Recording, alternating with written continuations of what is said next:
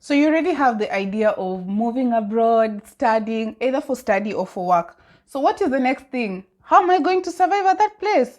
Where are you going to sleep? Where are you going to eat?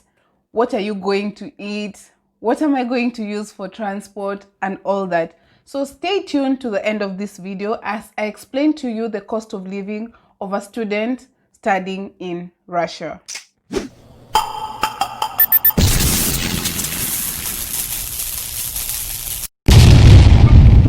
Nation. What's up, beautiful people? Welcome back to Nation. Yep, you heard right. So if you're new here, my name is Michelle Chebulobi and welcome to this beautiful family. And please subscribe.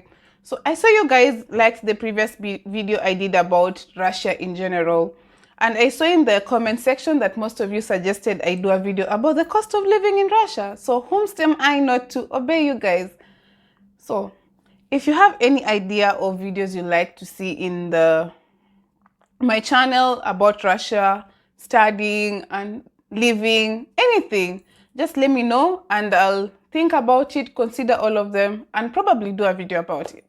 So let's get straight with the video. So the first thing, you've come to a foreign country, the first thing you should consider is, where am I going to put my head down at the end of the day?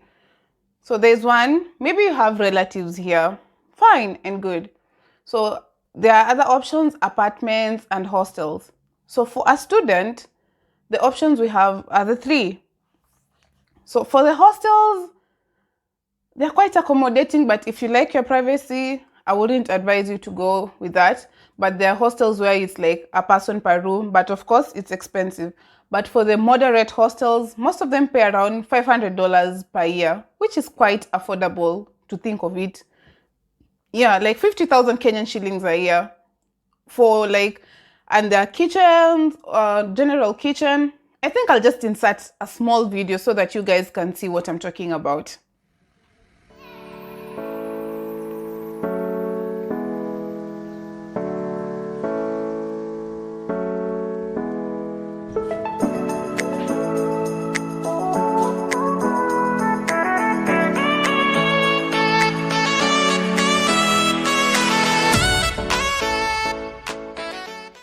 So for apartments, like let's say the one I'm living in right now, you can get apartments alone or you can come together like as a group of friends and get an apartment.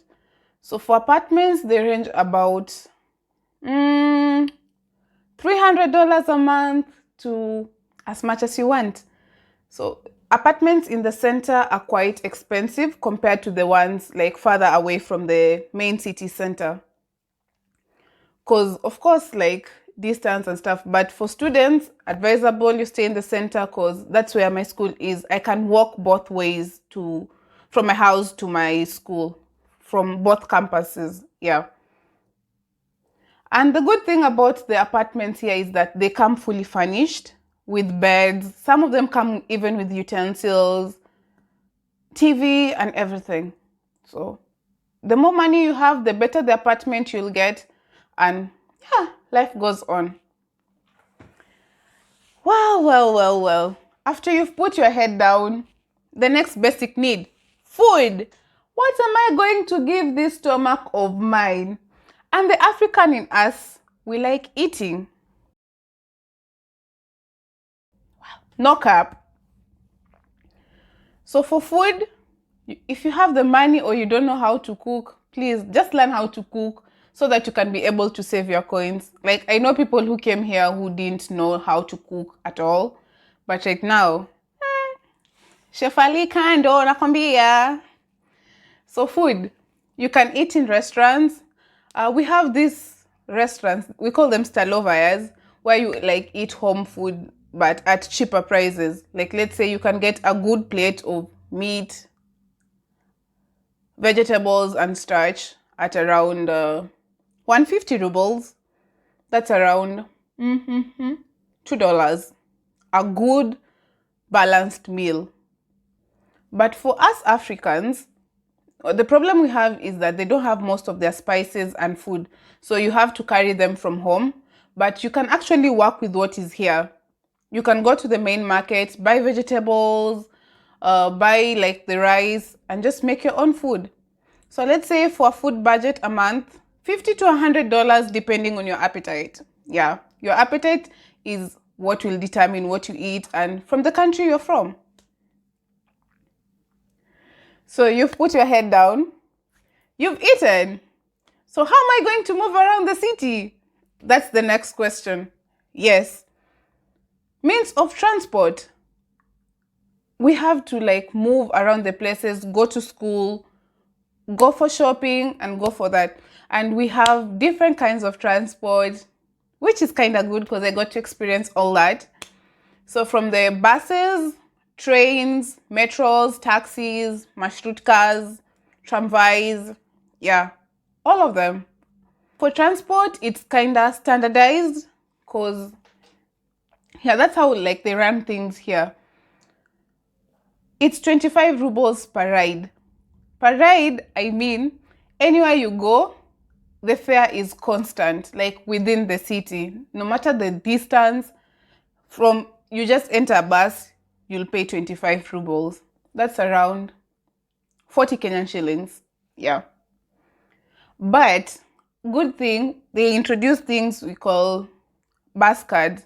So you pay like for a month, let's say, for a month you pay around $15 and you can take any form of transport you'd like to any part of the city. And that's your like budget for transport that month, $15.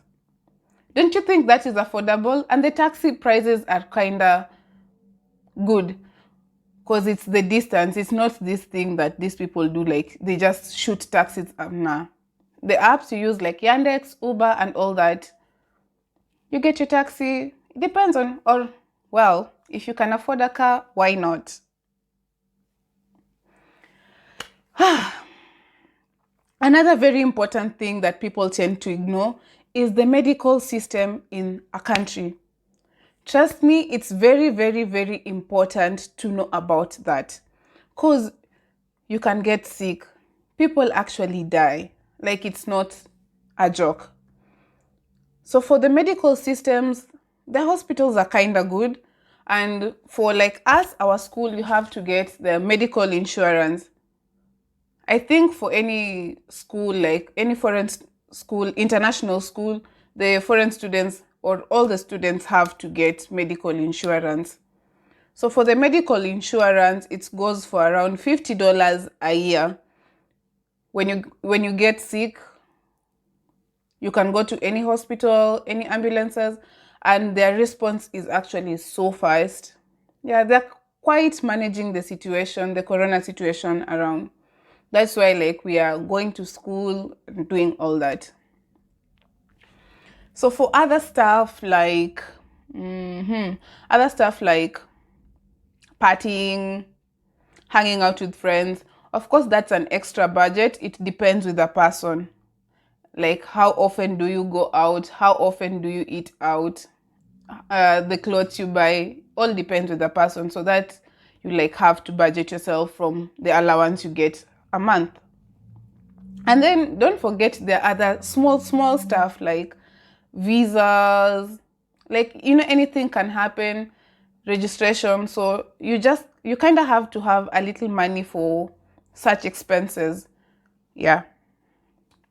So for an if I do like an overall average, for a student, around $300, like an average, around $300, I think you'll be okay. You'll live in an apartment. You'll eat good food. You'll be able to move around the city. Yeah, like $300 a month, you can be able to survive in Russia.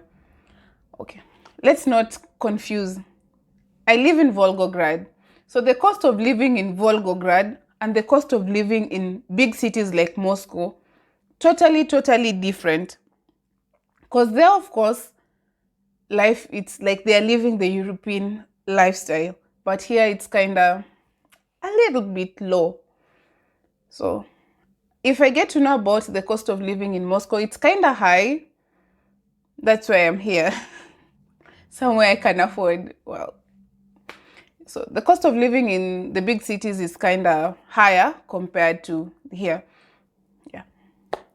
So that's generally the cost of living in Russia, $300 a month, and you're good to go.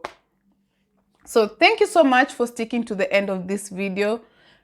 Don't forget to give it a big thumbs up and like, comment, leave suggestions of videos you'd like to see, and yeah, let's interact. Subscribe please if you're new or if you haven't. I'd really appreciate. So thank you. I'll see you guys in the next video. Bye.